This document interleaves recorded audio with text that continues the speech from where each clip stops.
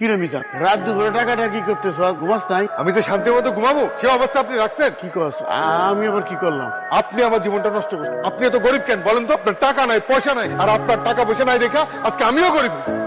আমি গরিব বইলা দিন রাত আমার বউ আমার খোটা দেয়, তার কোনো শখ আল্লাহ আমি পূরণ করতে পারি না। আর এই সব কিছু যদি আপনি দেন, আমি চাকরি বাকরি করুন না, আপনি আমার 5 লাখ টাকা দেন, আমি একটা ব্যবসা করুন। আমি অসুস্থ মানুষ, আমার কাছে কোনো টাকা পয়সা নাই রে বাজার। তাহলে সারা জীবন কি ঘোড়া কাজ করছেন আপনি? এই যে 2টা বাড়ির ভিটা, এগুলো তো দাদারা বলেন, আপনি তো কিছু করতে পারেন। আপনার মতো গরিব বাপের ঘরে জন্ম নেওয়াটা না আমার জন্য সবচেয়ে অপরাধ হয়েছে। আমি আপনার জীবনে মাফ করবো। আমার আজকের অবস্থার জন্য একমাত্র আপনিই দায়ী। আচ্ছা, আপনি আমার একটা কথা বলেন, ওর কি দেখে আপনি তার প্রেমে পড়ছেন? ভাইয়া, প্রেম ভালোবাসা তো আর চেহারা শুরু সসম্পত্তি দেখা হয় না। ভাইজান আমার কথা বাদ দেন। আমার বান্ধবী কেমন আছে? বিন্দা, আমরা তো সামনের সপ্তাহে কক্সবাজার যেতে, আপনি আমাদের সাথে চলেন, মজা হইব। না ভাইয়া, আমার স্বামী আমারে যাইতে দিবে না। কেমনে যেতে দিন? ওর মতো একটা আনকালচার খেয়া করি কক্সবাজারের কত বুঝেন, কি যে মেজাজ খারাপ হয় এসব পুরুষদের কথা শুনলে আমার। ভাইয়া, আপনার ঘড়ি